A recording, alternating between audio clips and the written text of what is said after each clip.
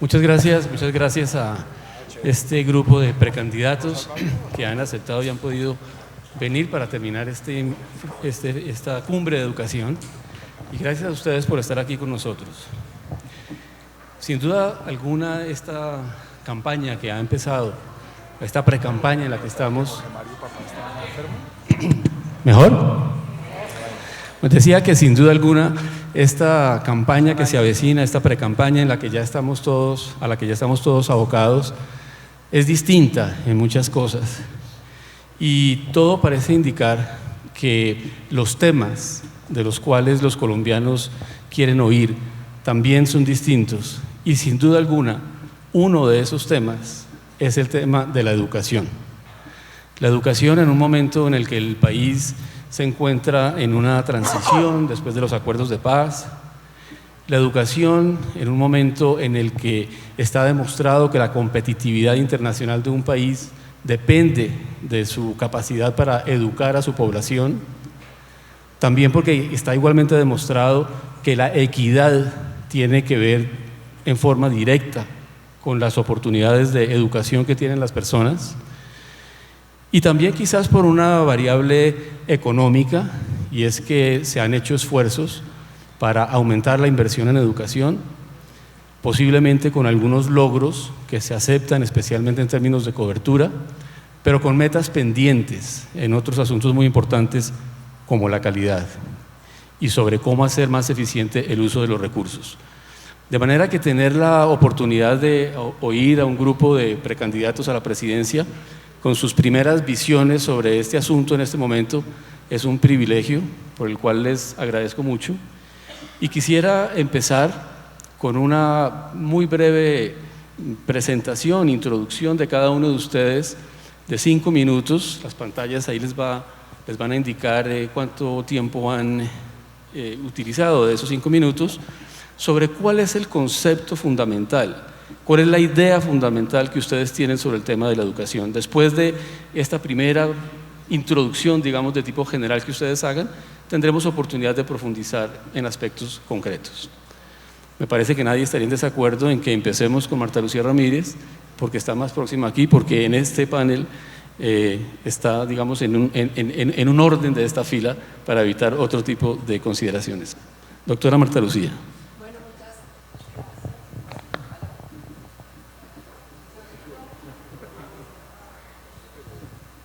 Bueno, muchas gracias por la invitación, muy buenas tardes, muchas gracias a todos ustedes por estar acá y por quedarse cuando les dicen que este es un panel de candidatos, porque lamentablemente hoy está tan desprestigiada la política que cuando la gente oye hablar de candidatos sale corriendo.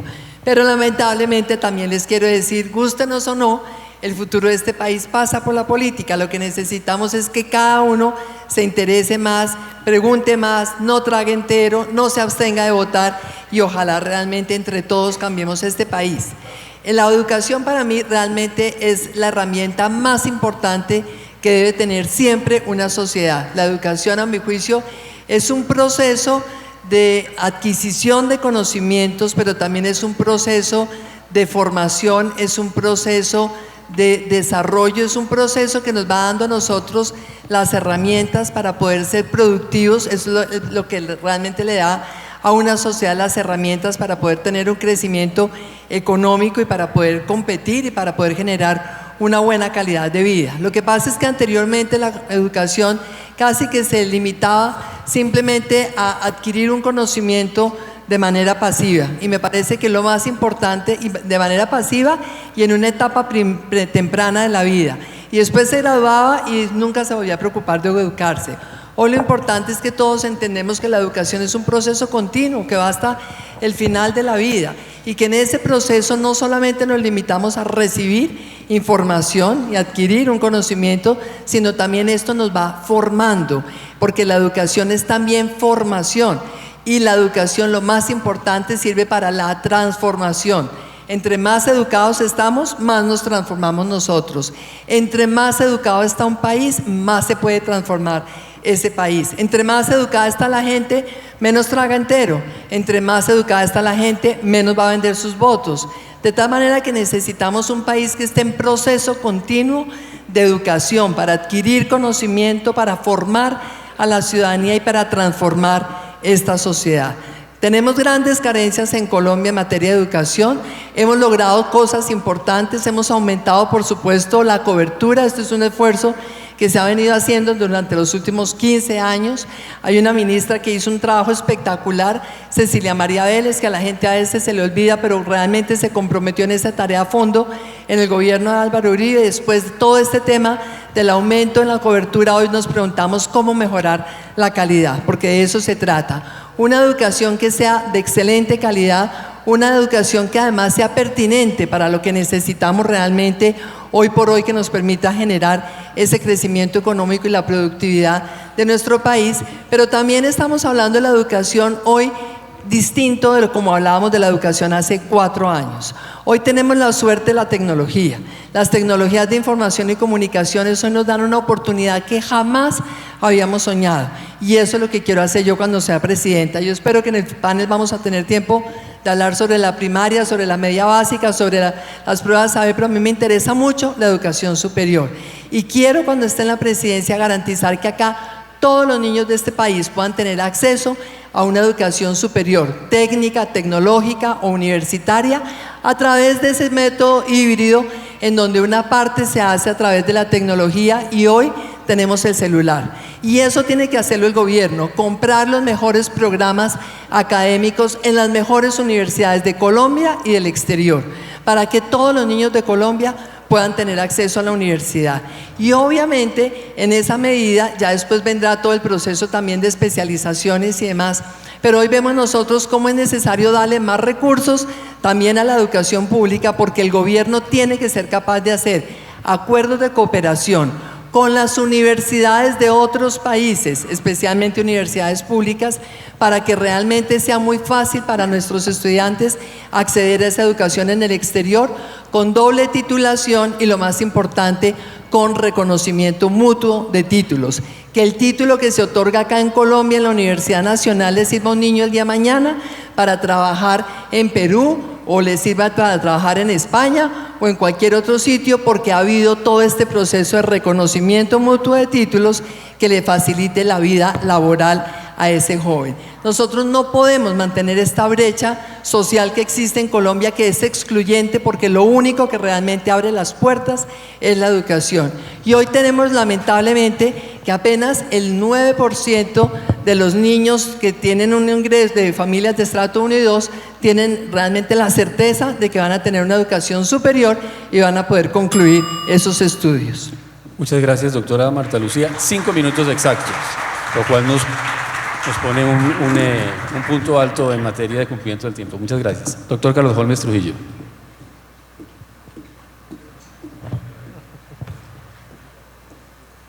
Muchas gracias por la invitación, un saludo muy afectuoso a todos. Yo quiero dejarles a consideración de ustedes solamente una idea central, que parte de lo siguiente. Aquí hemos tenido proyectos educativos, programas educativos, reformas educativos, planes educativos, planes decenales, pero nos hemos quedado cortos en una definición central. ¿Cuál es la definición central? Una política educativa integral y de Estado de mediano y largo plazo, que le dé orden al sector, que coloque la sociedad colombiana en la dirección que corresponde a la luz de lo que son las exigencias contemporáneas en esta materia. ¿Qué pretendo yo como presidente de la República, si soy elegido por ustedes y gracias a la voluntad de Dios? Poner en marcha inmediatamente un proceso de concertación de la política educativa integral y de Estado. Sé que es difícil. El sector educativo es un sector confrontado por dentro, es un sector lleno de divisiones, es un sector que no logra consolidar una visión exclusiva a la luz de intereses legítimos que tiene, pero eso es posible. Yo tuve la experiencia, yo logré concertar con mucha dedicación, con mucho juicio, con mucha paciencia, la Ley 30 después de la expedición de la Constitución de 1991, lo cual era una necesidad en ese momento para desarrollar los principios educativos contempladas en ella, y hoy todavía está vigente la Ley 30. ¿Por qué ha durado tanto ese marco legal? a diferencia de lo que sucede tradicionalmente en nuestras estructuras de esa naturaleza. Porque se concertó, porque hubo el cuidado de atenderla con mucho juicio, con paciencia y con dedicación. La invitación entonces que yo le voy a hacer a Colombia es que las elecciones del 2018 se entiendan como un mandato político a quien sea elegido presidente, que naturalmente aspiro a ser yo, para sentarse a concertar esa política educativa integral y de Estado. ¿Cuántos minutos tengo? 2:43. Voy a compartir con ustedes simplemente algunos elementos que harían parte de ese proceso de concertación. Garantizar, por supuesto, la igualdad de oportunidades en materia de nutrición, formación en valores, articulación integral desde prejardín hasta postdoctorado, un núcleo curricular básico nacional común, un núcleo curricular básico regional común según las características de cada región de Colombia, un núcleo sectorial específico de acuerdo con las vocaciones regionales, naturalmente un núcleo étnico especial, ingreso, salida y regreso al sistema de manera flexible, un papel central para el maestro. El maestro tiene que ser querido, admirado, respetado y bien remunerado. El eje fundamental debe ser la articulación entre los niveles preescolar, básica, media y superior, una garantía de movilidad de entrada y salida, estructuración de la Universidad del Campo, fomento a todos los niveles de la innovación y el emprendimiento, papel central a las tecnologías, y hay otras más que seguramente tendré oportunidad de tratar en el curso de las preguntas que ustedes hagan. Paro aquí antes de concluir para decirles lo siguiente. El momento que se está viviendo en el mundo y lo que está en este momento experimentando Colombia nos obligan a tomar esa decisión. No puede ser aislada, no puede ser integral, no puede ser solamente una medida en un nivel que no corresponda a una visión de política integral en los niveles superiores. Ahí están los ejemplos de los mejores sistemas educativos del mundo, todos con elementos distintos. Una cosa es el japonés, otra cosa es el coreano, otro el de Singapur, otro el de Holanda, otro el de Finlandia, que tienen naturaleza diferente. ¿Cuál es la invitación que yo le hago al país? Analicémoslo todo en un escenario ordenado, de manera que nos sea posible concertar esa política educativa integral y de Estado. Gracias. Gracias, Carlos. Doctor Gustavo Petro. Bueno, en las campañas presidenciales de las que he sido testigo, he sido protagonista, he visto que todos los candidatos dicen que van a privilegiar la educación. Y apenas llega uno u otro a la presidencia, lo primero que hacen es una reforma constitucional para quitarle los recursos a la educación. La reforma de Pastrana, que le pasó los dineros de la educación a los bancos, a los banqueros, y la reforma de Uribe, que le pasó los recursos de la educación de manera permanente a la guerra. Preferimos los tanques que los libros. La sociedad colombiana ha renunciado al saber. Nuestro sistema educativo es de los peores del mundo, y así no podemos enfrentar el siglo XXI. Cuando llegamos a la alcaldía de Bogotá, decidimos hacer en la práctica y no en el discurso un cambio de política educativa y demostrar que se podía. Como nos fue bien en esa materia, si la revista Semana no haya hablado mucho de ello, decidimos volverla nacional. Ese es parte de nuestro programa. ¿En qué consistiría el programa educativo de una Colombia humana? Uno, para salir de la retórica tiene que haber finanzas, el dinero. En Bogotá multiplicamos por 2 el presupuesto educativo, por 4 el de cultura y por 3 el de deporte. Hicimos sinergia. Los cálculos que hemos hecho en el país implican que hay que adicionar al presupuesto de la educación de manera integral 20 billones de pesos. ¿Cómo se va a hacer? ¿Recortando el gasto público, doctor Duque? Imposible. Sacándolo del Ministerio de Defensa hacia la educación. El Ministerio de Defensa tiene 30 billones, no alcanza, a menos que desmontemos la policía.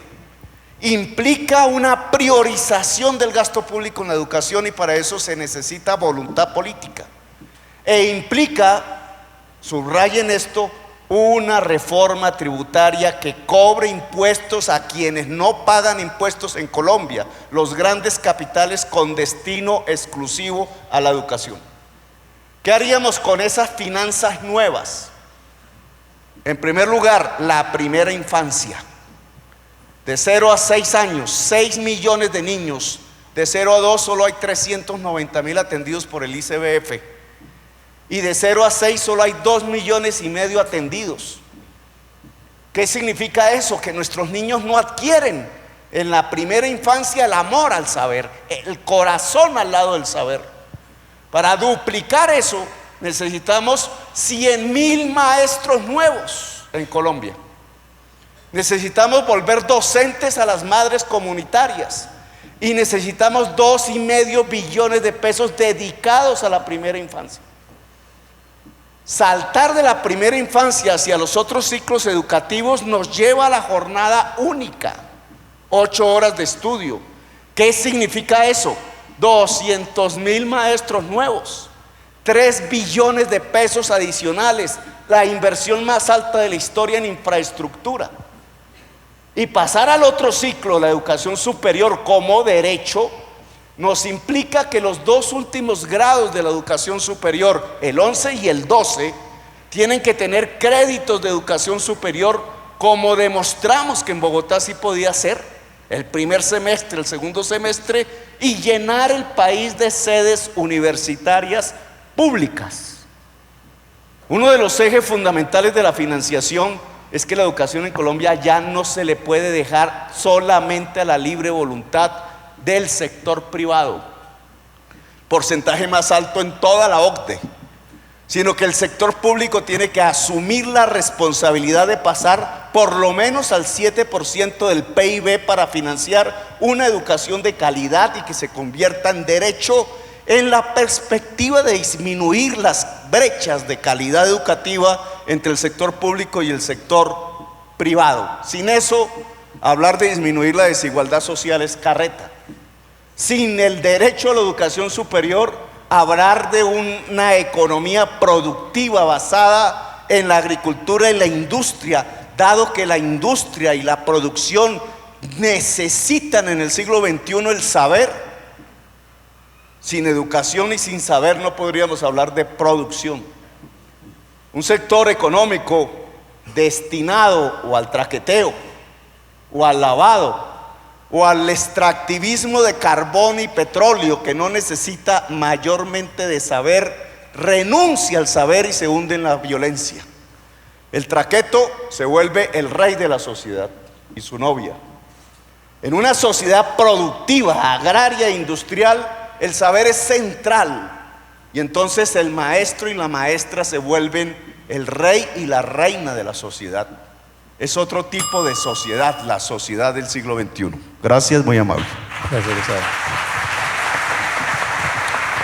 Doctora Claudia López. Aló. Gracias, Rodrigo, y a todos los compañeros del panel y a todos los asistentes, mil gracias. Siempre es un placer venir a la Cumbre de Líderes por la Educación a compartir nuestra visión.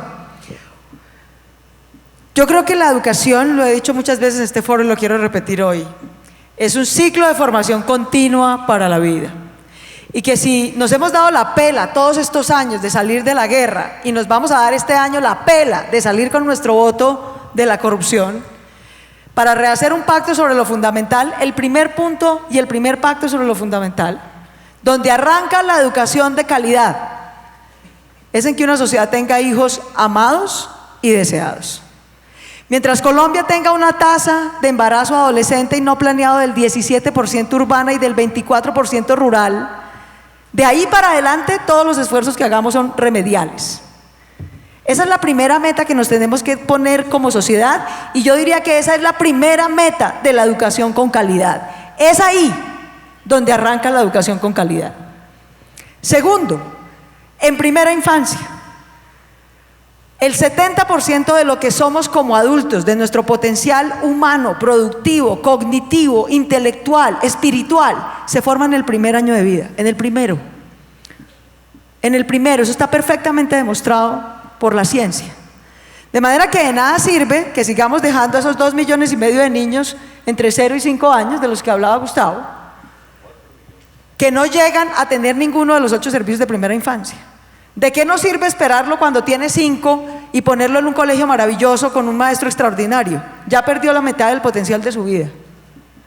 De manera que la segunda inversión clave y crucial que tenemos que hacer como sociedad si queremos educación de calidad es asegurar que todos nuestros niños de los -9 meses a los 5 años reciben los 8 servicios de primera infancia que están consagrados hoy como política de Estado.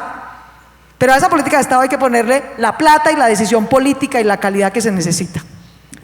Tercero, Colombia ya va avanzando en la senda de jornada única, sin duda. Pero quiero darle un mensaje con claridad a todos los jóvenes de Colombia. Para Claudia López, todos los jóvenes de Colombia son pilos, todos, sin excepción. Y no los vamos a condenar a que carguen los lastres de la desigualdad del país en el que nacieron. El 70% de lo que somos unos colombianos como adultos no depende de nuestra formación ni de nuestra educación, sino de la suerte, de la lotería de la cuna, de en qué región nacimos, del nivel educativo de nuestra madre y del origen étnico de nuestros padres.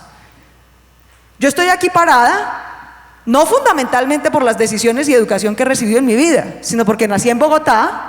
Mi madre fue la primera mujer de su familia que se educó en nivel de educación superior y mis padres son mestizos como la mayoría, no son afro ni indígenas. Si fuera la misma Claudia, Rodrigo, pero hubiera nacido en Belén de Bajirá, mi madre fuera afro y no hubiera terminado bachillerato, en un 70% de probabilidades no estaría aquí. Luego es un crimen decirle a los jóvenes de Colombia que cargan ese lastre de desigualdad que solo recibimos a 40.000 al año porque solo 40.000 son pilos. No. Todos los jóvenes de Colombia son pilos y lo que paga es ser maestro. Por lo tanto, la tercera inversión fundamental para tener educación de calidad es cambiar el contrato social de Colombia.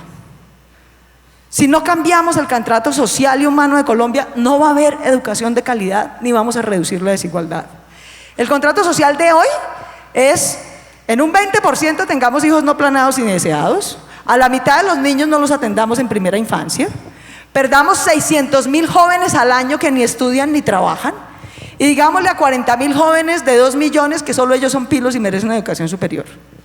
Desfinanciamos la educación pública en 15 billones de pesos y gastémonos casi 1 billón de pesos en 38.000 suertudos, porque no es que sean pilos, son suertudos, nacieron donde tocaba, de la mamá que tocaba, del origen étnico que tocaba. Vamos a cambiar ese contrato social. Y cuando tenemos entonces 1/3 de las madres de Colombia solas con sus hijos, entonces les decimos que les damos un subsidio de familias en acción. Y les decimos a esas mujeres que ellas no nos importan, nos tienen sin cuidado, que lo único que nos importa es la escolaridad, peso y talla de sus hijos, no más. El contrato social de la Constitución de Colombia y el que yo voy a hacer realidad desde la Presidencia de la República es un contrato social donde no hay embarazo adolescente e indeseado, donde hay primera infancia para todos y donde en 6º de bachillerato hacemos el siguiente contrato social con todos los jóvenes de Colombia, todos sin excepción. Vamos a garantizarles sus 6 años de jornada en bachillerato y por lo menos 2 más de educación superior, garantizada desde que tienen 11 años, solo a cambio de 3 cosas: que no deserten ni de la vida ni de la escuela, que no solamente tengan rendimiento académico, sino que tengan formación para la vida, el arte, la cultura, el deporte, la ciencia, lo que los inspire en su tiempo extracurricular. Y tercero, que conocemos nuestro cuerpo y respetamos la vida para no tener hijos cuando no podemos criarlos. Así vamos a acompañar a todos nuestros jóvenes desde los 11 hasta los 18 años, cuando tengan cómo enfrentarse a la vida, cómo tomar una decisión y cómo ingresar al mercado laboral. Y por último, en vez de subsidiar a mujeres para que no estudien y decirles que lo único que importa son sus hijos, todos los subsidios de Jóvenes en Acción y Familias en Acción pasarán a ser subsidios contra empleabilidad. Si consiguen empleo, si no tienen formación para el trabajo, se la ofrecemos. Si son analfabetas, la sacamos del analfabetismo. Si necesitan educación para prepararse para el trabajo, se lo damos. Y mantenemos el subsidio como parte de su empleo a jóvenes y mujeres, más la cotización a salud. De manera que los empleadores paguen el resto del empleo, el resto del salario, perdón, cotización a pensiones y a cesantías, para que la generación de jóvenes ninis de hoy, que ni estudian ni trabajan, no sean los viejos abandonados del futuro.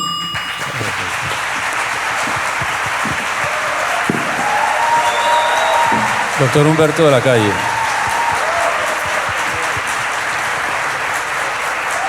Doctor Humberto de la Calle.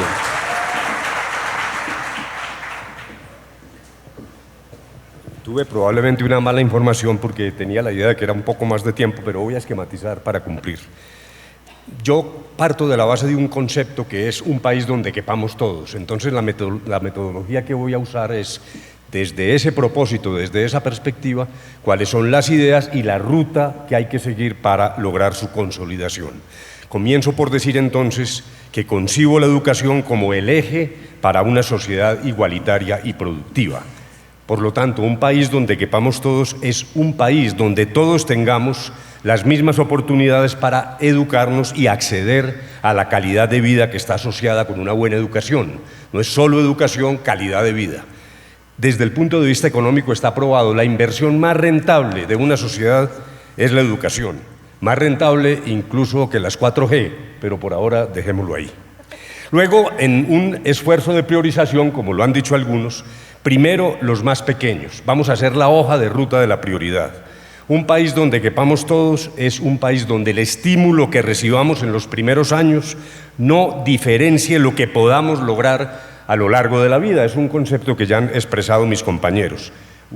La primera experta en esta materia, Raquel Bernal, lo demuestra incluso con visiones de carácter científico, tomografías, las diferencias entre el cerebro del niño al momento de nacer, que es igual, y luego, en función de los primeros estímulos, la manera como se va modificando. ¿Y cómo es la hoja de ruta? Primero, un rediseño institucional. Es necesario que el Ministerio de Educación dicte toda la política. El Instituto de Bienestar Familiar es un ejecutor, no es un formador de política. Y es necesario despolitizar el Instituto Colombiano de Bienestar Familiar. No más politiquería allí. En segundo lugar, la mejor manera de llegar en esta etapa es a través de las familias. Está probado, por ejemplo, padres que le hablan más a los hijos generan muchos mayores estímulos y una capacidad de igualarse con los que van adelante. Segundo escalón, primero los más pobres. Un país donde quepamos todos es un país donde nadie se quede atrás por no tener condiciones mínimas para educarse.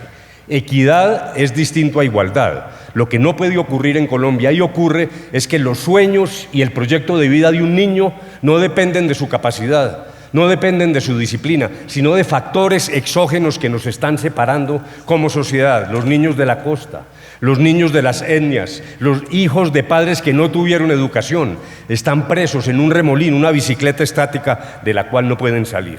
Los elementos para la hoja de ruta son los siguientes. Como son escasos los recursos, primero, infraestructura, porque los colegios, como centros de encuentro de la comunidad, tienen que tener dignidad. Y no solo cumplir la tarea educativa, repito, hay un momento de encuentro de la sociedad colombiana allí. Insistir en la jornada única de calidad, pero no solo para mejorar la academia, sino para proteger a los niños. Nosotros en nuestra época estudiábamos de 8 a 12, de 2 a 5, actividades extracurriculares, es un proceso de formación más completo. Y un plan de alimentación escolar, porque es necesario incluir el elemento nutricional, que es fundamental también para la equidad, pero no a través de contratistas corruptos, sino a cargo de colegios con amplia participación de los padres de familia, algo que voy a desarrollar más adelante. Luego el trabajo hombro a hombro con los docentes, que son la pieza fundamental. Un país donde quepamos todos es un país en el que la educación pública sea la mejor opción para todos. Por eso el presidente se sentará directamente con FECODE. Este es un tema de la más alta prioridad. Luego, como se ha dicho, los colombianos pagaremos por tener gradualmente mejores maestros. Ese es un nuevo contrato social. expresión que suelo usar yo también. Y tenemos que afrontar eso. Y tenemos que pagar por mejores maestros. Y los mejores maestros nos tienen que retribuir con el esfuerzo que vamos a hacer los colombianos. Y por eso creo que hay que revisar el sistema de evaluación para hacerlo realmente operativo. Y por último, mayor autonomía de los entes territoriales, sin embargo, con un nivel central de referentes pedagógicos. Luego, el corazón de mi propuesta es una escuela donde todos participemos. Me parece que allí hay una concepción nueva, la imagen de la escuela y el colegio de sus hijos, en donde ustedes, a través de su celular, puedan mandar un mensaje de texto, reportar la inasistencia del profesor, señalar cuál es la calidad de los alimentos que se le están brindando a los escolares. Imaginen a cientos de padres de su colegio haciéndolo. Esta es la mejor manera de corregir los vicios que tenemos hoy. Y por último, un país donde quepamos todos es el país donde no solo los más ricos puedan acceder a la educación universitaria de calidad, canalización de recursos para las universidades públicas. El sistema de presupuestación hoy está marchitando la universidad pública. Ayudas, becas completas para los más pobres, incluida la manutención, porque no se trata solo de la matrícula, y créditos a muy largo plazo para los demás. Y en todo caso, canalizar incluso recursos privados para becas. Y un país donde quepamos todos es un país donde la carencia de habilidades socioemocionales, y esto es clave para el posacuerdo, las habilidades socioemocionales no limiten a nadie frente a lo que puede conseguir a lo largo de su vida. Es un proyecto de vida sin las limitaciones estructurales que hoy padece la juventud colombiana. Muchas gracias. Gracias, doctor Ataque. Doctor Iván Duque. Muchas gracias a todos, un saludo especial. Yo quisiera empezar diciendo que la educación sin duda es el factor fundamental para equidad en una sociedad. Pero entonces miremos a la educación como una carrera desafortunada entre dos carriles. En el carril número 1 están los niños de las familias de más altos ingresos, y son niños que cuando nacen tienen una alimentación donde están todos los micronutrientes que necesitan para el aprendizaje, y eso les permite desarrollar la corteza prefrontal del cerebro y adecuarse para el aprendizaje con muchísima facilidad. Ese niño que está en el carril número 1 después tiene, en su gran mayoría, casi siempre va a 2 o 3 años a la educación preescolar, donde además empieza a tener asociación psicolingüística, psicoemocional, y después entra al colegio y tiene una jornada completa de 7 horas, con buena infraestructura, con bilingüismo, con un currículo variado. Casi siempre entra a la universidad y difícilmente deserta. Carril número 1. Carril número 2 están los niños de las familias de más bajo ingreso, que carecen de toda la nutrición, no reciben todos los micronutrientes, con dificultad conocen el hierro, el zinc, el calcio, el omega 3 necesario para formarse para el aprendizaje. No van al preescolar, en su gran mayoría. Algunos tienen atención de primera infancia, pero no una educación preescolar, y después llegan al colegio y tienen media jornada, la gran mayoría. Y en esa media jornada hay un gran enfoque, principalmente volcado hacia las pruebas PISA de ciencias, matemáticas y lenguaje. Después empieza a desertar en los 3 últimos años del colegio por una gran presión de trabajo, casi nunca tiene la posibilidad de entrar a la universidad, y cuando entra es el más sujeto de una deserción. Entonces la pregunta es, ¿cuáles son las medidas que hay que adquirir para nivelar esos dos carriles, pensando en la educación y en el futuro de la educación? Lo primero es que realmente enfoquemos un gran programa de nutrición en esos niños de la población más vulnerable, con sistemas de contratación absolutamente transparentes y una gran supervisión de la sociedad civil y de los padres de familia.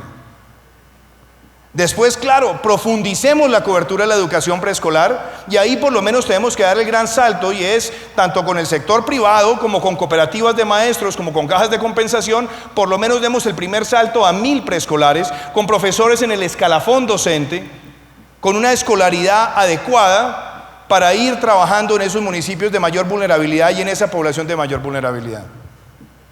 Demos el salto a la jornada única, y tratemos de por lo menos cumplir con la ejecución de las 30.000 aulas que el país está esperando. Y para ello, una de las propuestas que quiero hacer es que un punto del 4 por 1000 se dedique exclusivamente a la construcción de infraestructura escolar, para garantizar que terminemos el financiamiento en los próximos 4 años sin que estemos quitándole año tras año la asignación de recursos. Eso, por supuesto, implica que esa jornada única permita cambiar el currículo de solamente estar enfocado en ciencias, matemáticas y lenguaje, y démosle un peso a la educación deportiva, digital y cultural. Y para darle pertinencia al trabajo y para que contengamos esa gran presión de deserción, avancemos paulatinamente para que en los 3 últimos años tengamos la doble titulación. Que un niño salga en una mano con el título de bachiller académico y en la otra con el título de técnico.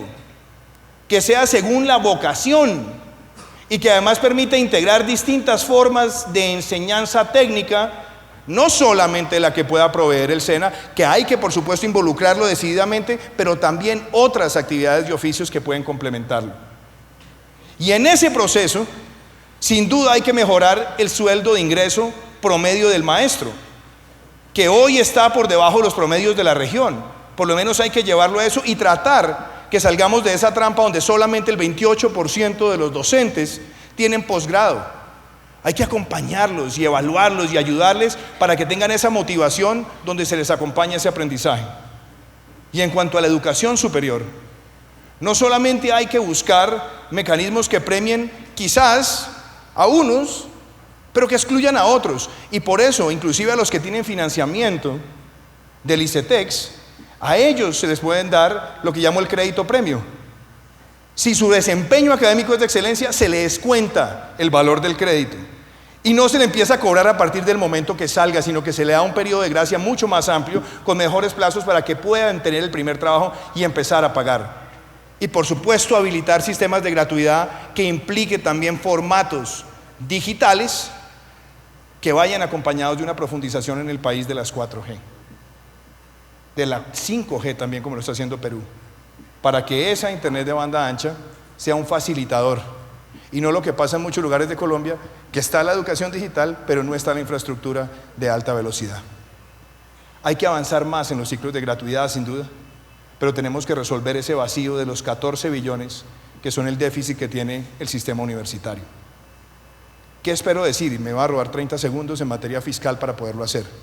Necesitamos eliminar muchas exenciones que no se necesitan en el país, reducir una cantidad de impuestos dispersos y hacer un programa de ahorros estructurales en la administración pública. Pero esos 5 ejes son la transformación que yo espero para la educación colombiana. Muchas gracias. Muchas gracias a todos por esta introducción de carácter general, como les anuncié.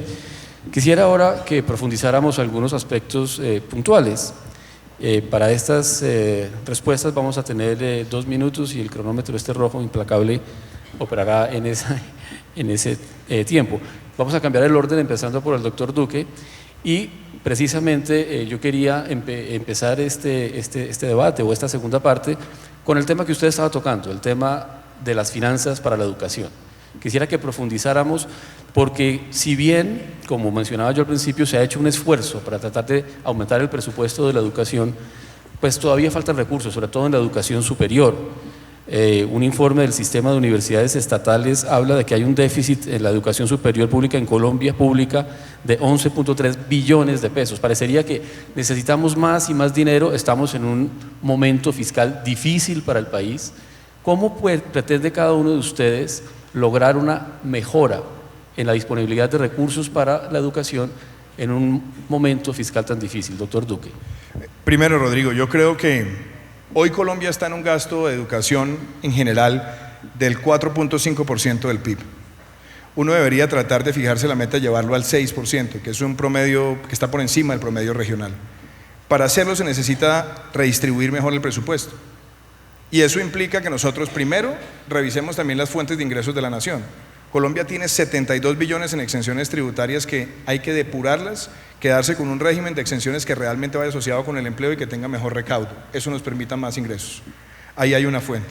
2, yo creo en la asignación de un punto del 4 por 1000 para infraestructura escolar por un periodo de 4 a 8 años para cubrir con las aulas que se necesiten.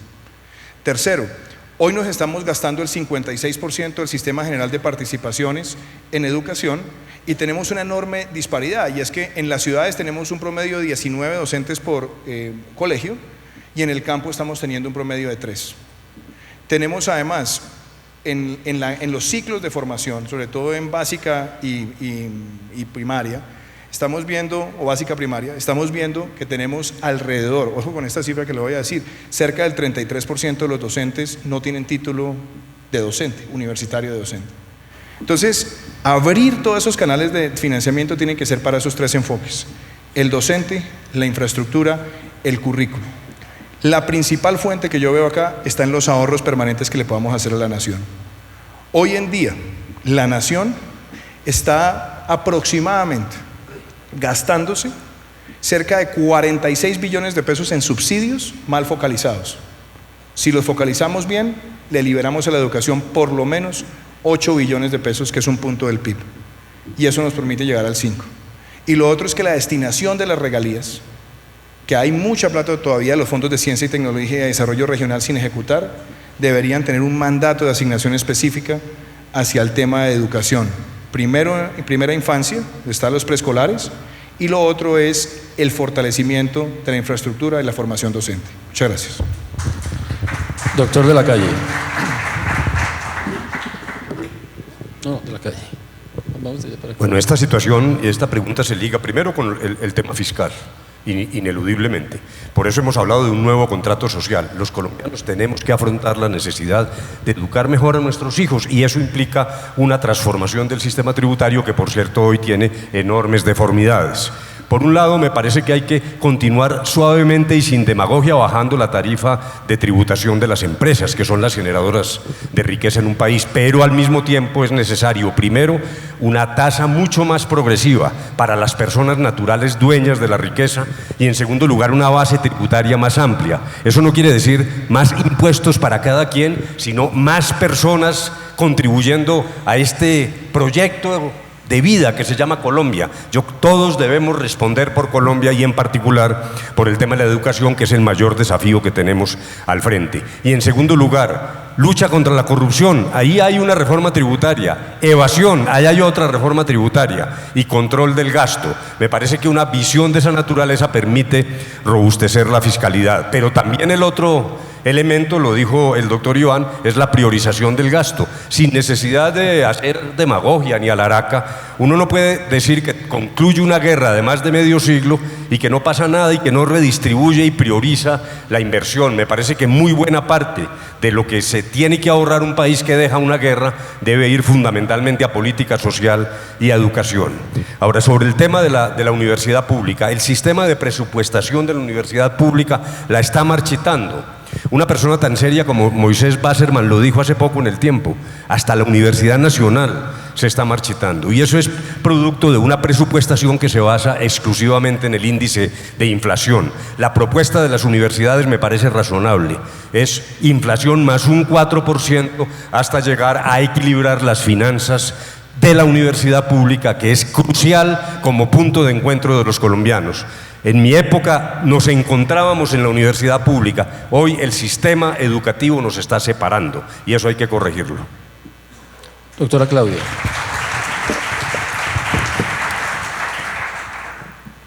Rodrigo, en esto hay que tomar decisiones muy concretas para poder financiar lo que aquí hemos mencionado. Doctor de la Calle, la corrupción no es una reforma tributaria, son 6 reformas tributarias. 6. La corrupción es hoy un impuesto que nos quita 50 billones de pesos al año y no nos devuelve nada. Usted paga IVA, más que bien le devuelven una escuela o un hospital. La corrupción no le devuelve nada. Ese es el impuesto más caro que estamos pagando los colombianos, y eso, mis queridos amigos, es nuestra principal fuente de financiación si usamos el voto libre, porque a la corrupción no la vamos a derrotar ni en Twitter ni en Facebook. La tenemos que derrotar en las urnas. A los que posan de estadistas en Bogotá mientras cogobiernan las regiones con delincuentes que roban a los niños hasta la comida. Si no rompemos ese círculo vicioso, no hay sociedad que valga. Segundo, en vez de la rapiña por la pequeña economía que tenemos hoy, necesitamos crecer la economía, crecer la generación de empleo y riqueza. Y yo lo que he propuesto es, lo he dicho en todos los foros, lo repito aquí: bajar la tasa de las empresas del 40 de hoy al 35, pero voy a eliminar prácticamente todas las exenciones. Las exenciones de hoy son un premio a unos suertudos bien conectados con la presidencia que nos cuestan la bicoca de 72 billones de pesos en exenciones. Con lo cual dejamos de recaudar 1,5% del PIB. Ese 1,5% que dejamos de recaudar por las exenciones se lo voy a trasladar directo a educación, ciencia y tecnología. Eso nos va a permitir pasar del 3,5% al 5% en los próximos 4 años, en concreto. Tercero, yo creo francamente, y se lo dije, lo analizamos muy en detalle con los científicos de la Academia de Ciencias de Colombia, las regalías no son la mejor fuente para ciencia y tecnología, porque son una fuente municipalizada, regionalizada, que tiene que ir a OCATS. Los grandes proyectos de ciencia y tecnología no necesariamente son por municipio, ni los sabe formular un alcalde. De manera que me comprometo, vamos a pasar de 0,75 a 1% del PIB en ciencia y tecnología, pero en el presupuesto general. Esas regalías que son municipalizadas van a ir enteras, todas, ese porcentaje que tiene hoy ciencia y tecnología, a educación rural, que es donde hay que hacer un esfuerzo adicional y mayor para incorporar a los niños de Colombia. Y por último, con todas estas fuentes y reformas, vamos a cumplir lo pactado con FECODE. A los maestros de Colombia se les cumple y ser maestro es lo que paga. Y vamos a acabar el ICETEX. Vamos a acabar el ICETEX como ese sistema de crédito que esquilma a los jóvenes. Vamos a crear un sistema, como ya está propuesto, está tramitándose en el Congreso, donde el ICETEX no es una banca que presta como si estuviera prestando para consumo, sino un sistema de copago a lo largo de la vida con base en los ingresos que de verdad tienen nuestros jóvenes. Gracias, Claudia. Doctor Petro.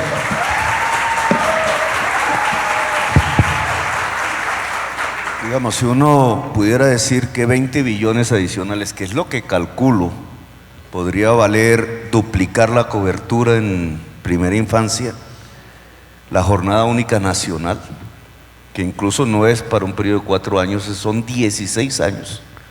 En Bogotá llegamos a 251,000 estudiantes de cero, pero era 1,000,000. Necesitábamos 3 gobiernos más que continuaran esa política expandiendo el gasto público de Bogotá en la educación pública. Si quisiéramos hacerlo en Colombia, esos 20 billones de pesos que necesitamos además para que la juventud pueda entrar a una universidad pública, no están ahí. Usted puede hacer el esculque de los presupuestos, puede lograr 5 billones en un máximo impuesto 10, en un máximo esfuerzo 10, decir que la corrupción nos va a dar los otros 10 es un intangible. La corrupción no, disminuir la corrupción. O decir que eliminar las exenciones automáticamente va a dar los recursos, eso es un intangible. Y una política de estas no se puede financiar así si es la prioridad. Si es de verdad la prioridad. Si es de verdad la prioridad, ¿qué es lo que hay que hacer? Lo que hicimos en Bogotá. Resulta que el monto total de esa inversión se pone de primeras y lo que faltó para otras cosas, faltó. ¿Sabe para qué no faltó? Para el Transmilenio. Yo no pongo primero el Transmilenio y en la cola la educación, porque seguro que la educación no me da tener los recursos que necesito. Yo puse primero la educación. Esa es la priorización. En el presupuesto nacional, ¿qué sucedería?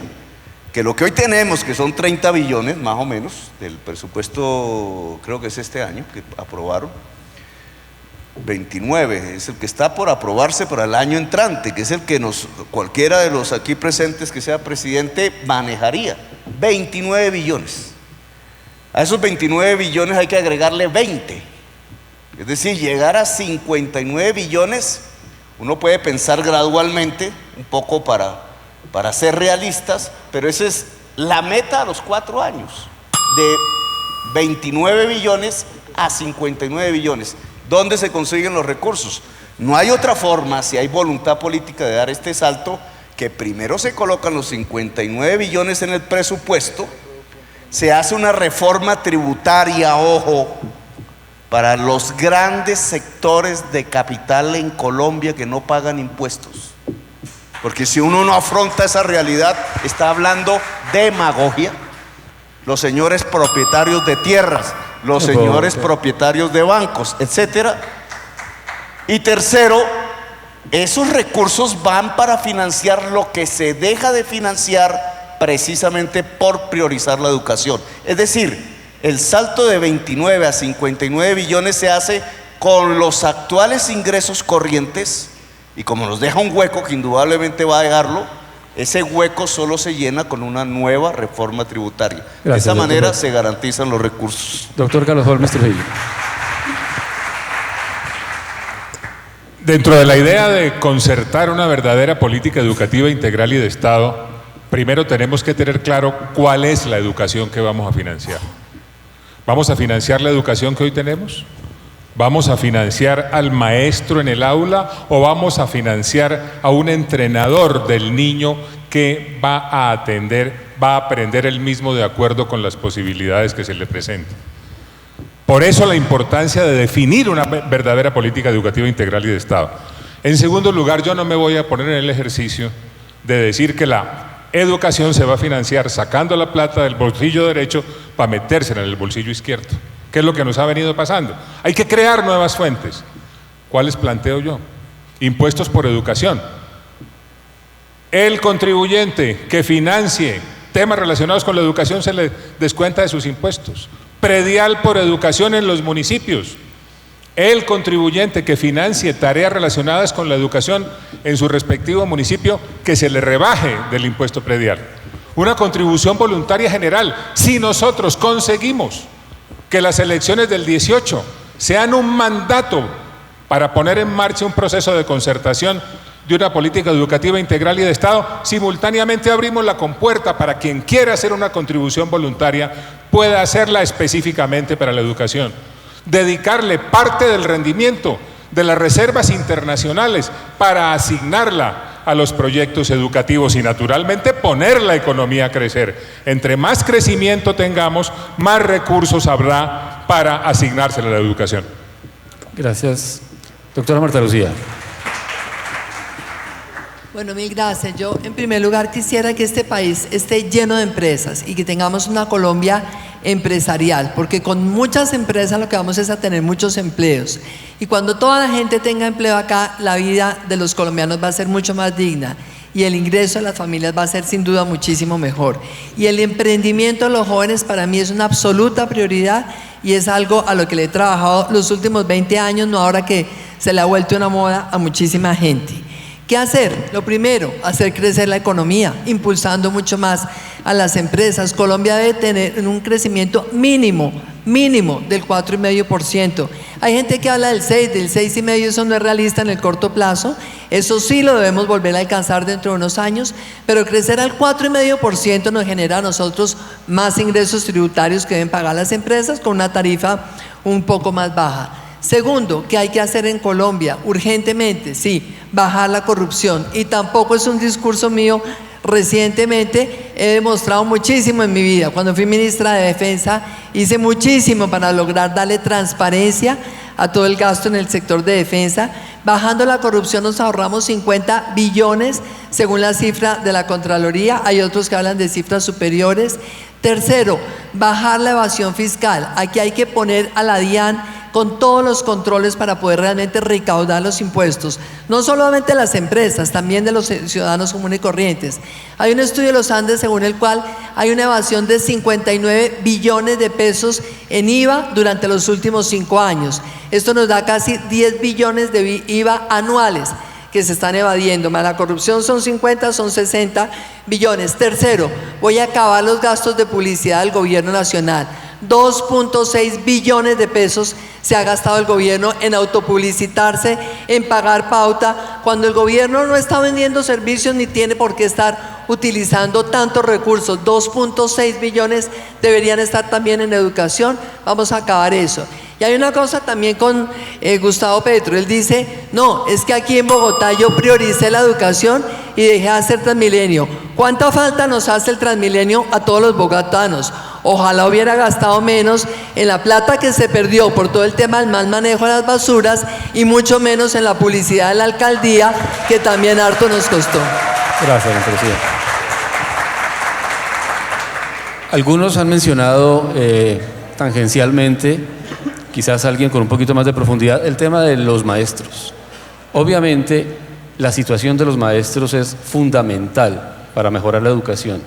Su situación salarial, su capacitación, su calidad en general de vida directamente repercute en la calidad de la educación, porque los estudiantes pues directamente reciben, digamos, esa influencia. Entonces les quiero preguntar a ustedes qué enfoque tendrían para el tema de los docentes, teniendo en cuenta incluso que en Colombia algunos estudios muestran que los niveles salariales son inferiores a los de otros países de similar nivel económico. Para seguir en la rotación quisiera empezar con el doctor Carlos Holmes, después Gustavo, Claudia, etcétera, y terminar con la doctora Marta Lucía. El maestro es central. El maestro tiene que ser querido, admirado, respetado y bien remunerado. Esa es la principal lección que arrojan todos los sistemas educativos de altísima calidad. Y naturalmente eso obliga a diseñar dentro de la concertación de la política educativa integral y de Estado el nuevo papel para el maestro con las condiciones que le faciliten su desarrollo. ¿Cuál maestro vamos a financiar?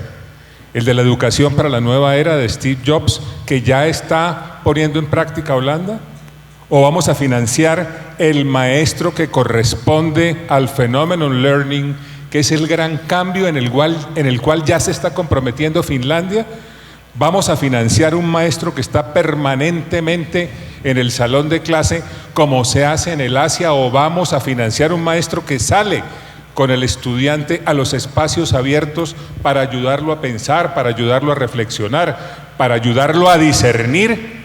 Por eso tenemos que definir primero cuál es la educación que vamos a financiar, cuál es la estructura del sistema que queremos tener, cuál es el objetivo dentro de la realidad del mundo contemporáneo que vamos a buscar. Y de esa manera podemos definir exactamente cuál es el tipo de maestro que, a la luz de la concertación con el sector educativo nacional, entendamos que es el que le conviene al futuro de la nación y el que verdaderamente necesitan los jóvenes de Colombia. Por eso insisto, primero que todo, concertación de una verdadera política educativa integral y de Estado.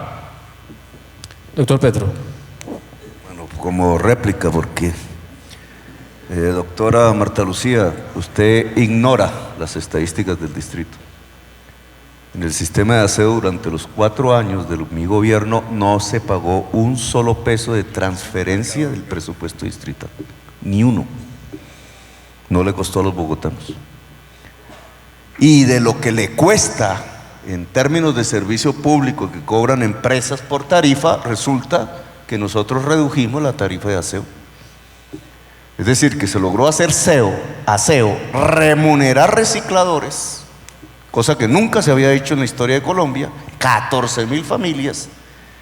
Se logró cubrir la ciudad disminuyendo las tarifas de aseo a la ciudadanía. Imagínense la cantidad de plata que de la sociedad bogotana salían para 4 empresarios particulares que financian las campañas políticas de muchísimos de los congresistas de la actual Colombia, para su conocimiento. Ahora, discúlpenme la réplica. El tema del maestro. ¿Nosotros qué hicimos en Bogotá? Obviamente no podíamos modificar normas nacionales. La planta que está atada de todas maneras a la nación y que la congelan cuando Colombia necesita más maestros. Aquí hice un cálculo. Esos cálculos después me pesan porque la prensa me los cobra. Pero simplemente para que 4 millones de los 6 millones de niños, hoy atienden solo 2,5 millones, entre 0 y 6 años, pudieran ser atendidos integralmente, que significa arte, cultura, significa afecto, significa alimentación. Eso implica un eje fundamental, que generalmente es una mujer, el trabajo mujer, una mujer experta, profesional en cuidados de niños entre 0 y 6 años. ¿Cuántas? 100,000. 100,000 nuevas. Claro, tenemos algunas que tienen una experiencia de madres comunitarias. Esas nuevas, ¿de dónde salen? ¿De qué universidades? ¿De qué facultades? Tenemos ya la capacidad de tener las 100,000 mujeres que harían saltar la cobertura de la primera infancia, sin hablar en jornada única. En Bogotá nosotros hicimos ese esfuerzo, lo logramos, pero es la primera ciudad del país. Se puede hacer igualmente en el Chocó, La Guajira. Hay que trasladar personal para esa nueva planta del magisterio que por lo menos tendría 300.000 nuevos. Y dos, la calidad del maestro. La calidad del maestro depende de su estudio. el tiempo, Gustavo. Sí, pero cogí una réplica, un pedazo de réplica. No, termine, redondea. Cogí, discúlpeme. La calidad del maestro depende de su propio estudio. Nosotros financiamos 5.000 posgrados de los 34.000 maestros de Bogotá en universidades acreditadas. Yo creo que ese esfuerzo se puede hacer en toda Colombia, pero adicionalmente, entre más estudia el maestro, su grado que aumenta, y creo que llega al 14, no aumenta el salario. Es decir, hay un sesgo negativo en Colombia para estudiar y volverse de mayor calidad en la atención a los niños. Nosotros tenemos que eliminar ese tope, de tal manera que el grado máximo, el 14, que tiene los máximos niveles de educación, incluso el doctorado, que hay que lograr que los maestros de Colombia logren tener cada vez más posgrados financiados por el Estado, logre los mayores niveles salariales en el empleo público de Colombia acorde con sus propios estudios. Es decir, un doctorado, sí, el alcalde de Bogotá es doctor y gana 10 millones de pesos porque no gana como un congresista, porque un maestro que sea doctor real, no puede tener un salario de 10 millones de pesos. Gracias, Gustavo. Doctora Claudia. A ver, en esto yo quisiera empezar primero por hacer una invitación a la sociedad, a todos en general, y es que todos de alguna manera somos y tenemos que prepararnos para ejercer como maestros. Yo vengo de una familia de maestros, Rodrigo. Mi madre es maestra, mi hermano es maestro, mi primo es maestro, mi tío es maestro. Sé perfectamente lo increíblemente injusto que es que al mismo nivel de formación y titulación los maestros de Colombia no tengan la misma remuneración que tendrían si estuvieran en otro cargo público. Tuvieron que parar los maestros de Colombia casi más de un mes en el último paro para lograr una cosa tan obvia, es increíble que toca hacer un paro para lograr eso, pero finalmente lo lograron. Y por eso decía que hay que cumplir lo acordado con FECODE. Ahí me parece, son 19 puntos, por razones de tiempo no los voy a señalar, pero me parece que hay ahí ya un pacto que implica unos compromisos presupuestales, están hechos a 4, 7 y 8 años y hay que cumplirlos. Ahora, cuando digo que ser maestro paga, miren, aquí te vamos a tener que tener y educar a muchas profesionales o a muchas madres para que nos ayuden en el tema de primera infancia. Yo en eso estoy de acuerdo con Gustavo. Ahí se necesita hacer un esfuerzo enorme.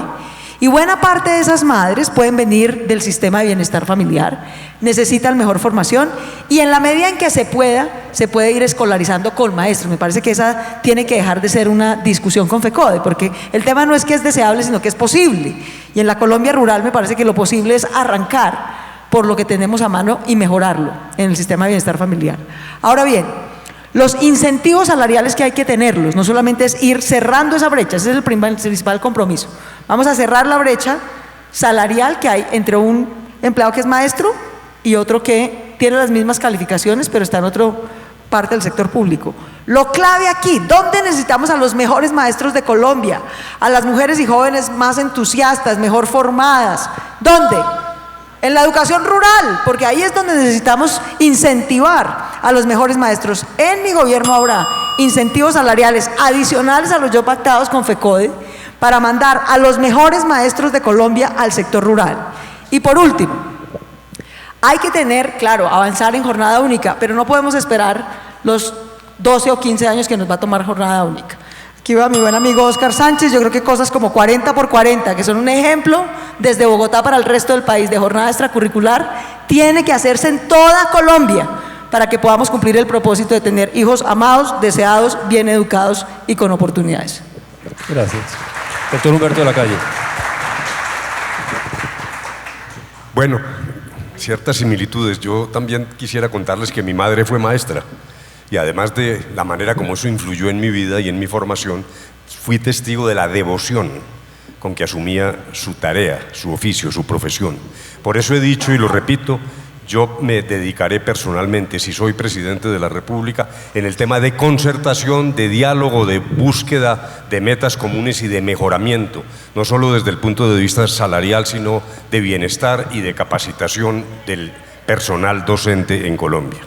Capacitación, capacitación, capacitación. Y para eso me parece que hay que echar mano de todas las posibilidades tecnológicas. Hoy, vía Internet, podemos llegar a los más profundos rincones de esa Colombia espesa que ahora en las ciudades ignoramos y olvidamos, con el ánimo de llevar técnicas novedosas en términos de formación del magisterio.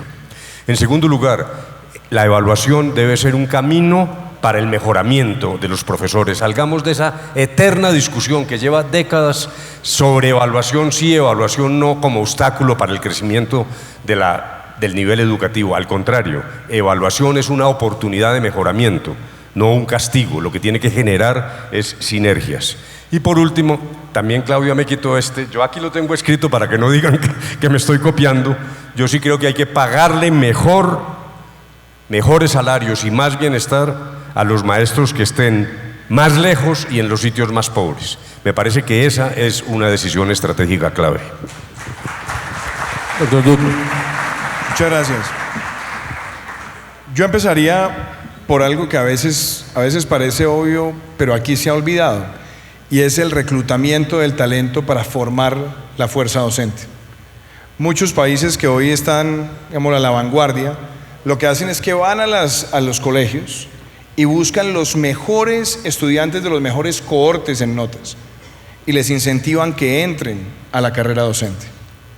Lo invitan, y además hay programas de apoyo inclusive donde hay descuentos en el valor de la carrera, de manera que los van reclutando. Y va ligado con el segundo tema, es el salario de entrada comparado con otras profesiones. En Colombia es muy dispar, es una diferencia en promedio de casi 800.000 pesos. Entonces eso desincentiva. Hay que buscar que ese sueldo de entrada sea motivante. Y lo otro, claro, cómo se va mejorando el salario a lo largo de la vida profesional. Ahí yo estoy de acuerdo con Humberto, hay que ingresar temas de evaluación que son propios, que son necesarios, pero también hay que empezar a tener primas para llevar a los que tienen ya título a los lugares donde no están llegando los profesores con título y donde tenemos una muy baja densidad de profesores por estudiante, que sin duda son las zonas rurales. Pero agréguele otra cosa.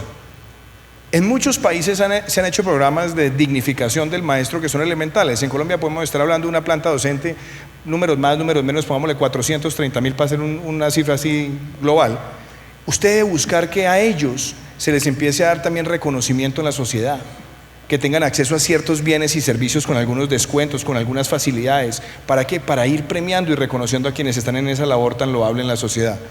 Y los programas de capacitación de posgrados se tienen que hacer buscando formación digital, buscando inclusive convenios con otras universidades, inclusive en el mundo, pero lo que hay que hacer es que eso también se vea reflejado en quien hace el esfuerzo académico, también sea remunerado por ello, que es donde nosotros estamos fracasando. Hay un gran desincentivo a seguir mejorando estructuralmente, porque no se ve estructuralmente en el mejoramiento de los salarios. Muchas gracias. Gracias. Y doctora Marta Lucía. Pues vea, Rodrigo, yo creo que el maestro tiene que ser no solamente un referente de la sociedad, sino tiene que ser una de las personas a las que más cuidemos en esta sociedad, porque a ellos les estamos dando el cuidado de nuestros niños. Y cuando hablamos de educación, yo me pregunto, ¿estamos educando a nuestros niños para ese mundo que les va a tocar vivir, para este mundo nuevo? Estamos viviendo una revolución hoy, la revolución tecnológica. Tengamos en cuenta que cerca del 40% de los trabajos que hay hoy van a desaparecer en menos de 20 años. Estamos formando a nuestros hijos para esos nuevos trabajos. Nuestros maestros tienen la capacidad de educarlos para esos nuevos trabajos, para ese nuevo estado, para ese nuevo tipo de sociedad. Yo creo que no. Yo creo que ha sido terriblemente indolente el Estado colombiano en no invertir en la capacitación de los maestros. Esa tiene que ser una prioridad.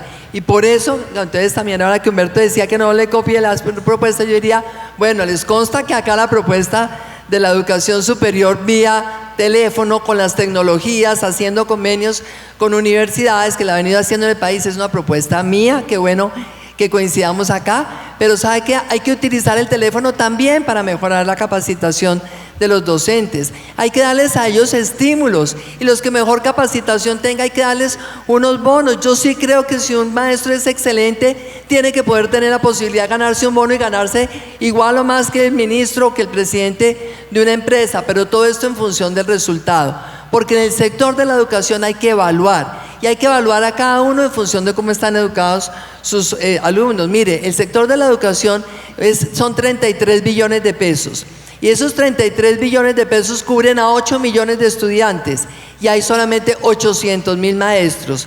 Uno tiene que preguntarse qué tal calidad tiene cada uno, porque tratando de nivelar por lo bajo salarialmente, no se estimula la excelencia de subir realmente a los mejores, a tener los mejores niveles salariales. Yo le voy a invertir a través de tecnología para dar la educación superior a todos los jóvenes de este país y darle la mejor educación también a los docentes. Creo que sí, hay que aumentar el número de docentes. Creo que las madres comunitarias son valiosísimas. Una vez que se hayan educado y que sean pedagogas y que tengan todo el proceso, pensemos en que ellas sean las docentes. Pero mientras tanto, lo que necesitamos es generar la mejor calidad de educación para los niños, porque ese primer año de vida del que nos hablaron es el que les va a dar a ellos la posibilidad de ser parte del sector productivo de este país o seguir quedándose por fuera en la misma pobreza en que seguramente muchos de ellos viven hoy. Muchas gracias. Lamentablemente el tiempo se nos está acabando, de hecho ya estamos un poquito pasados. Entonces quisiera hacer una última ronda en la que cada uno de ustedes en 2 minutos redondee lo que se ha planteado, y si tienen algo que comentar sobre lo que han oído, pues que lo comenten. Hay unos temas que se me quedan lamentablemente en el tintero, y si quieren tratarlos, pues me gustaría mucho conocer opiniones sobre, por ejemplo, un programa como el de Ser Pilo Paga, que tal vez Claudia hizo una mención indirecta, o sobre algo de lo que mencionó también la doctora Marta Lucía, sobre cómo utilizar la tecnología hacia futuro para mejorar la educación. Para seguir la rotación, empezamos con el doctor de la Calle en este sentido y terminamos con el doctor Duque. Doctor de la Calle. Yo estudié en una universidad pública, una universidad de provincia, y me siento tremendamente orgulloso de eso. Pero mi experiencia en aquel entonces me mostraba que era el punto de encuentro de toda la sociedad manizaleña, sin consideración a lo que hoy llamamos estratos sociales. Es decir, ahí confluían los distintos caminos de la vida, las biografías de cada quien. Éramos amigos de todo el escenario social de nuestra población. Hoy no tenemos punto de encuentro en Colombia. Los jóvenes no se encuentran en ningún sitio, ni en ninguna institución, ni en ningún lugar. Y el sistema educativo nos está dispersando más. Hay excelencia en la educación privada, y eso está bien, hay que aplaudirlo, no se trata de modificarlo o aminorarlo, pero tenemos que recuperar la educación pública como sitio de encuentro de los colombianos. De lo contrario, vamos a continuar en esta sociedad que yo llamo deshilachada, insolidaria. Lo que estamos viendo ahora, por ejemplo, con los temas de la paz, una indiferencia, olvido de esa Colombia espesa, invisible, profunda, que realmente en las ciudades poco nos convoca y nos interesa. Por lo tanto, me parece que el robustecimiento de toda la estructura pública de la educación tiene que convertirla nuevamente en un punto de encuentro. Ser Pilo Paga para mí no es una política educativa, es un programa, y ahí no vamos a encontrar la solución, pero le admito por lo menos una ventaja, que es que algunos estudiantes, pocos, como decía Claudia, por lo menos se reencuentran en un entorno más integral con el resto de la sociedad. Pero me parece que el primer deber de esta sociedad es reencontrarnos y romper esas burbujas de insolidaridad que parecieran deshilvanar, deshilachar y fragmentar la sociedad colombiana. Doctora Claudia López. Gracias, Rodrigo. Pues como creo que será nuestra última oportunidad de hablar en este panel, quisiera invitarlos a una reflexión y a un compromiso. Lo que yo he mencionado aquí no es posible en un plan de desarrollo a 4 años. Solo es posible en un pacto generacional a 25 años, en el que tengamos hijos amados y deseados, en el que exaltemos a los mejores como maestros, en el que mandemos lo mejor de nuestro capital humano a las regiones, en el que no le drenemos a los mejores jóvenes de las regiones para que se queden en Bogotá, o en Cali, o en Medellín, o en Barranquilla. Es al contrario. Fortalecer consorcios universitarios de calidad en las regiones es fundamental, porque necesitamos que los jóvenes del Caribe vivan en el Caribe, estudien con calidad en el Caribe, generen empleo en el Caribe, que reduzca la pobreza del Caribe. Si le sacamos a los mejores jóvenes del Caribe, o del Valle, o del Cauca, o del Chocó, y nos los traemos a todos a Bogotá, en un 80% de esos jóvenes no regresan a sus regiones. De manera que en vez de drenarle lo mejor a las regiones, tenemos que formar e invertir en lo mejor de las regiones. Tenemos que lograr que nuestros maestros no solamente tengan buenos salarios, exaltación en la sociedad, sino un sistema de salud meritorio. El sistema de salud de los maestros es una vergüenza y vamos a cambiarlo, además de que es un foco de corrupción. Y por último, tenemos que lograr pasar del 3,5% del PIB de hoy al 7% del PIB en inversión en educación y al por lo menos 1,5% del PIB en ciencia y tecnología, si queremos que todo lo que aquí hemos dicho es posible. Yo creo que eso es posible, ya lo mencioné, cómo es el plan de financiación, pero quisiera decir que estas metas son perfectamente viables si empezamos por dar el primer paso, unirnos como generación para derrotar la corrupción y construir equidad. Esa es la única manera de tener a Colombia como la más educada. Doctor Gustavo Petro. El programa 40x40 del que habla Claudia no debería llamarse así, porque eran 40 horas semanales por 40, eran 40 horas semanales de estudio por 40 semanas. Entonces uno de esos tecnócratas dijo, no, pues entonces que llame 40x40. Eso se llama jornada única. Ese es el nombre real, digamos, jornada de 8 horas diarias.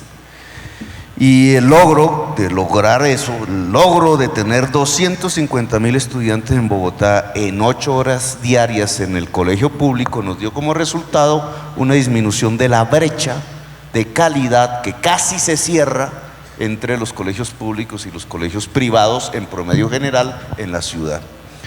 Esa es la base para disminuir desigualdad social, no es la condición única, no es automático, no es cierto, pero sin ello no es posible. Y allí yo quisiera recordar en ese programa que se logra por una sinergia entre cultura, deporte y educación clásica. El presupuesto de cultura a nivel nacional prácticamente no existe y el de deporte la manejan unos círculos de poder.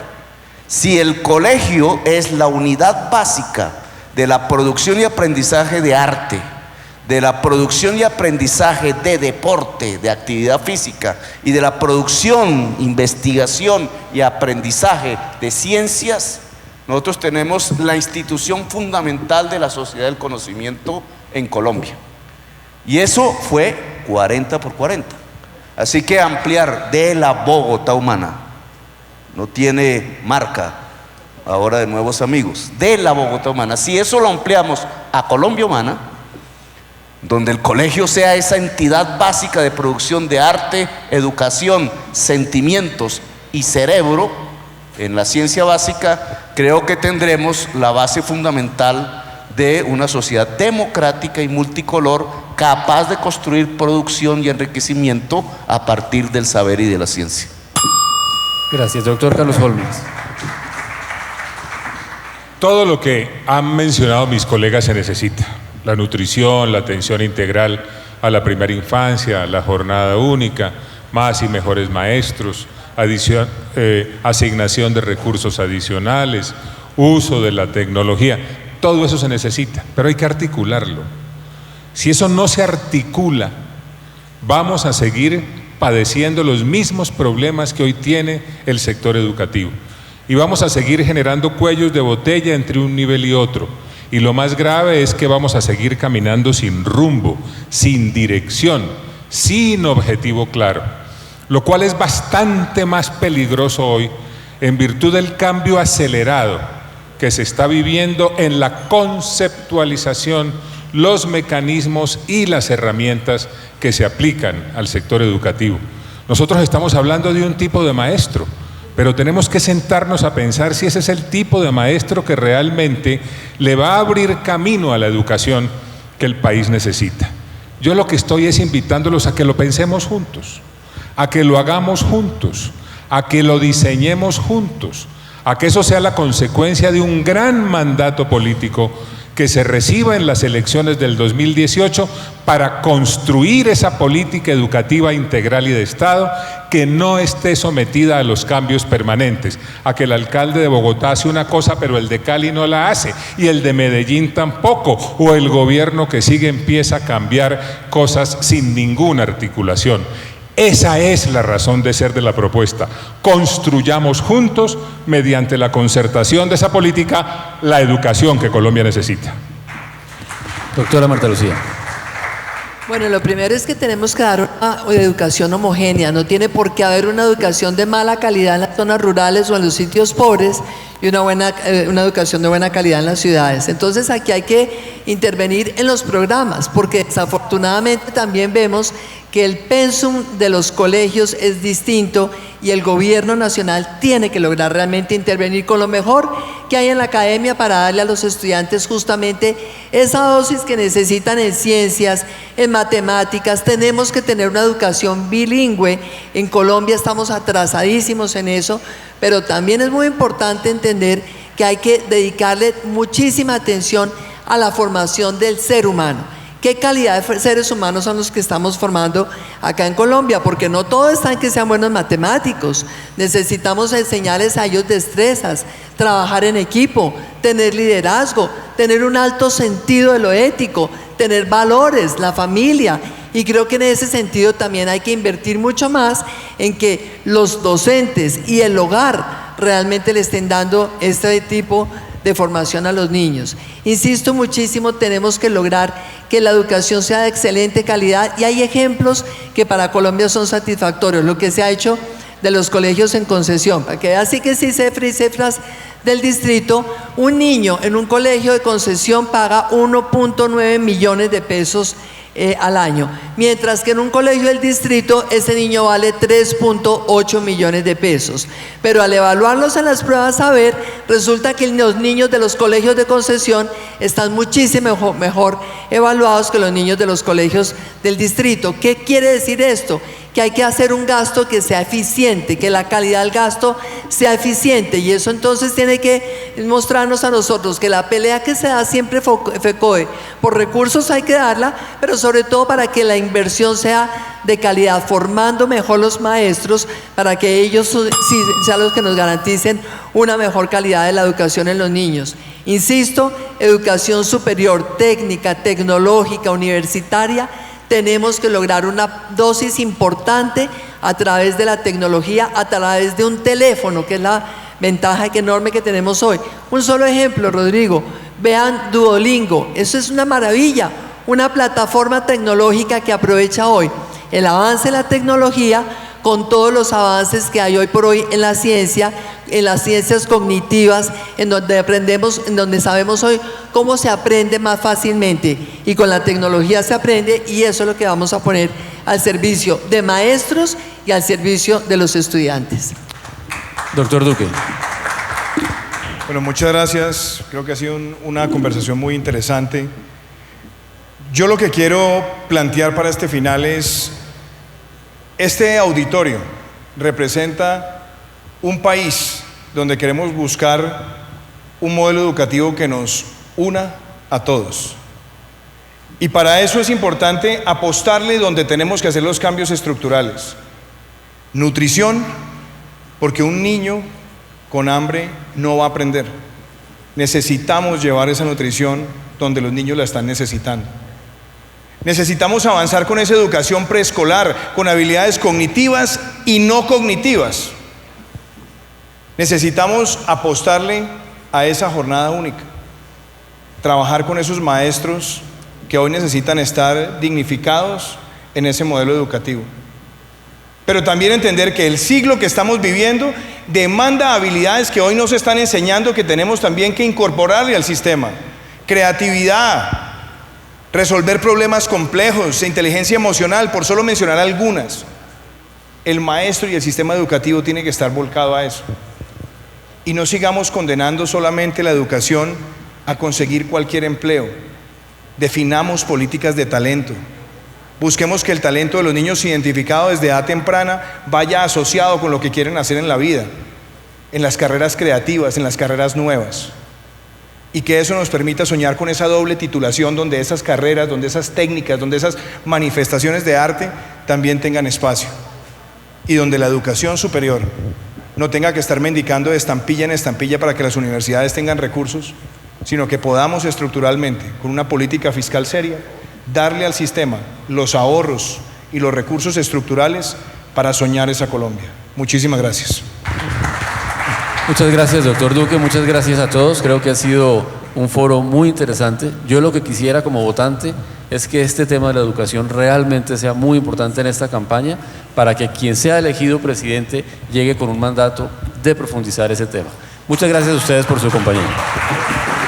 Muchas gracias. Ya que todos van de salida, queremos darle las gracias a los precandidatos y a ustedes por acompañarnos durante estos 2 días. Esta cumbre termina hoy, vamos a publicar todas las conclusiones que no pudimos compartir. Tengo un compromiso con todos estos expertos que tienen unos mensajes para compartir. Entonces los invito a que nos sigan leyendo en Semana Educación. En el .com de Semana, en la sección de Educación, vamos a compartir todo lo que hablamos durante estos 2 días. Muchas gracias y nos vemos el próximo año, 19 y 20 de septiembre del 2018, en la Cumbre Líderes por la Educación. Gracias.